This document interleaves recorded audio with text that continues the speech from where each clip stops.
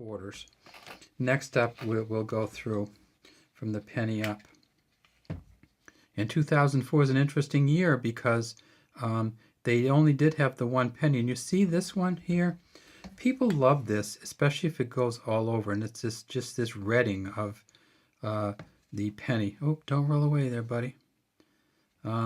So this how this penny turns red. If this all was red, this would be like fabulous. But when you tip it up, you can see little tiny things on there that are simply from, and that's a smooth edge penny, of course. And then when you get to the back, well, you can count the steps on this version. Now, how do they grade these? Well, they grade these a little different. These are graded at proof 65 generally.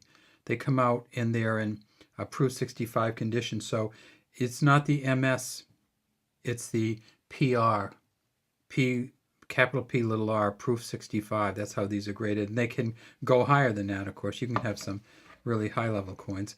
And I'm taking these out not in value order, but just where they are in the, and there's the Sacagawea. Let's see if we can get her. Oh my goodness. So you notice how they actually burnish the coins differently. The figure that sits above gets burnished different than the background. And the background gets incredibly shiny. We see the 2004 S here. If we look way down in here, we see the engraver's initials. Sacagawea, and the baby says Liberty over her head. If we tip it up on its side, we see this is one of the ones with the smooth edge, and we know that some Sacagaweas later went to the year on the outside edge of the coin. This one's not one of them. United States of America, E pluribus unum, just this beautiful eagle flying. And again, the engraver's initials on the back. This is the $1 Sacagawea. Next up, we have a double. And it turns out that in this particular set, there are 2 nickels.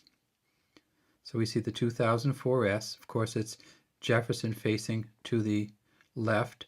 We see the initials down under here. Is that an FS for Felix Schlag? I think maybe it is. And then we tip it up and we see this here. This is just parts of the styrofoam that stick a little bit. It's not any, it can be cleaned off easy enough. And then on the back we see, oh, this is one of the years of the Lewis and Clark coins. And this is the boat that they took, paddled up the Missouri, I believe it was, river. So there's Lewis and Clark in their boat. Put that up there. And then this is the other 2004 S nickel, and that is the Louisiana Purchase, which kind of led to Lewis and Clark's expedition and almost doubled the size of the country when we bought Louisiana from France. United States of America, Louisiana Purchase, 1803, and then it says 5 cents, E pluribus unum, and this is the shaking of hands with the French epaulettes and the American eagle cuff there, and again, engraver's initials way underneath. We have 2 more. We have the dime, which is this one, and it's not, so when we looked at the nickel, of course it's made of nickel, but when we get back to the dime, we're back to a silver coin again, and so this is the Roosevelt dime, Liberty here, in God we trust, 2004, then we have the initials underneath, and then when we get to the back, and this is one that you don't often see in this condition. We not only have the bands here going across, but we have all the up and down lines. You can see the actual fruit, the acorn here, and the olives here. And this is just, you can see kind of my pen tracks across. This is just a beautiful coin. Again, this is, proof 65. So we try to preserve them as well as we can. And then finally, it's the big gun from this year. Not the most valuable in terms of dollars, but the most valuable in terms of sale value. And it, of course, is the Gilroy Roberts, President Kennedy, Liberty, $50 from 2004. It's the S. We tip it up, we see it's just a beautiful silver. And we get to the back, and you will almost never see a coin this good unless it's a proof coin. The detail is just amazing. We see the FG, initials for Frank Sparrow, E pluribus unum. We see the stars. We see the eagle holding the banner. Again, we have the arrows on the left on this one.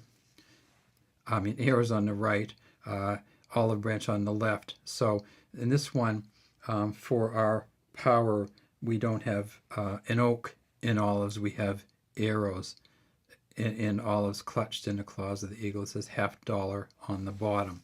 All right. Well, that's pretty much all we have. Again, they made 1.175 million of these, and these are of value both in terms of silver and in terms of the fact that they're proof sets.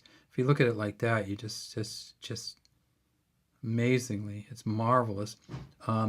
This coin right here by itself is valued at about $14 in the coin book, but it also has, I think about these days, $8 or more dollars just in silver value alone. So these are hard to get, they're hard to keep, and you want to take care of them, and that's why we wore gloves today. All right, love to have any comments you might have. Put them in the comments section, and we'd love to have you subscribe to our channel, the DC Coin World International Coin Channel.